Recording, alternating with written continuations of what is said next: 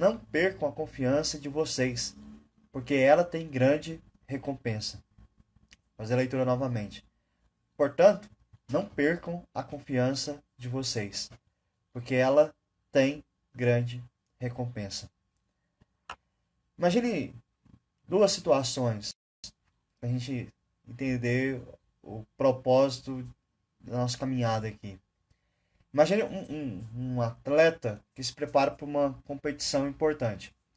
E ele precisa treinar muito, né? E aí tem um desgaste, tem um cansaço, tem as dores físicas, tem as dificuldades que ele enfrenta durante o treinamento. E ele supera tudo isso. E quando chega para a competição mesmo, que ele é um dos favoritos, a chance dele ganhar o prêmio, o primeiro lugar é enorme. Aí quando chega nesse momento, o momento do prazer mesmo, da diversão, ele desanima e desiste de disputar a competição. Uma segunda situação, alguém que está se preparando para o vestibular, para o Enem, por exemplo, que estuda, ele renuncia à diversão, ele perde horas de sono, passa horas estudando, e no dia da prova, ele resolve não fazê-la. Essas duas situações, né? Que frustração que traz ao coração de tanto de quem se esforçou, ou daqueles que estão acompanhando, né, o esforço. Para que serviu todo o labor, todo o exercício, né? Para que serviu tudo isso? E há uma realidade semelhante à fé que o autor de Hebreus, dos Hebreus, a carta aos Hebreus, ele nos traz aqui. Ele diz o seguinte: olha, se vocês sofreram por sua fé no passado, perseguições, lutas, e vocês irão agora, no presente, jogar fora a confiança que vocês demonstraram, a fé que vocês demonstraram quando enfrentaram a perseguição. Agora que está tudo bem, agora que vocês estão caminhando bem, agora que vocês estão desfrutando dessa perseverança na fé, vocês vão desistir? Porque aqui há uma realidade sobre a fé. Em circunstâncias difíceis, nós colocamos a nossa fé em Deus e prontamente confessamos o nome de Jesus como nosso Senhor e Salvador. Mas geralmente quando chega em tempos de tranquilidade, tempos de paz, tempo em que a gente pode desfrutar melhor do nosso esforço, parece que alguns desanimam na fé. A fé começa a oscilar. Em vez de, quando está tudo bem, se firmar mais com o Senhor, a buscar mais o Senhor, confiar mais no Senhor, parece que nesses momentos vai se distanciando de Deus. Mas a ideia é que em qualquer situação, a fé deve ser confessada com coragem, com confiança. Essa é a ideia.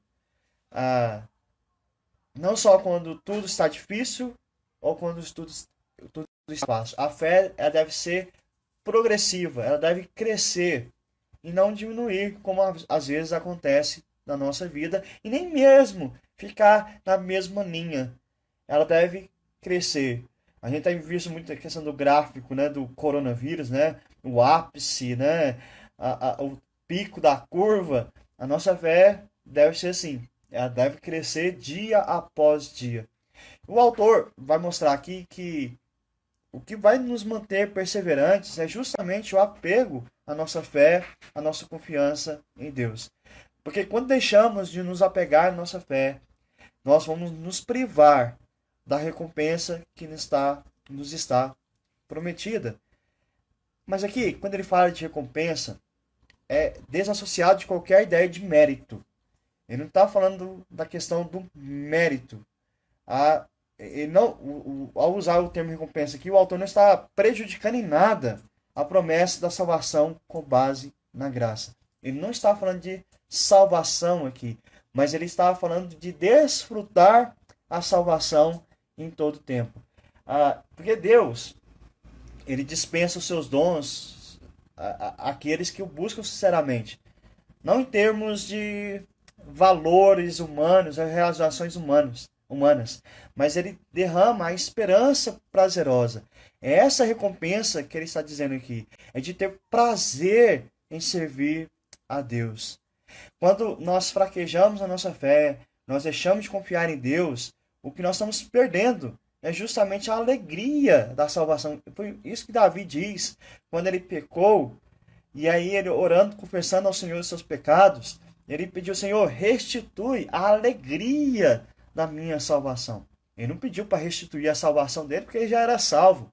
A salvação é pela graça e estava nas mãos de Deus. É Deus que o preservava, né, com essa salvação. Mas então ele clama: Senhor, me dá a alegria da salvação. Eu quero desfrutar da recompensa que o Senhor tem para mim, como fiel a Ti. Então a recompensa é justamente essa esperança, essa alegria de pertencermos ao Senhor. Nesse aspecto, os crentes, eles têm consciência que o seu labor, o seu trabalho no Senhor não é em vão. De tal maneira que nós podemos depositar a nossa confiança na misericórdia de Deus. Como propriedade integral do Senhor, nós vamos permanecer constantemente na dependência dele. Então, apesar disso, a partir da sua bondade e liberdade soberana, Deus nos recompensa. Deus derrama sobre nós as bênçãos associadas à salvação prometida por Ele. A maior parte da felicidade dos santos ainda está prometida. A vida cristã não é apenas para este mundo. Ela nos conduz ao destino final, que é o céu. Essa é a grande recompensa que nós temos, garantida já, daqueles que creem em Cristo Jesus. O alvo, então, é justamente a glória junto do próprio Deus.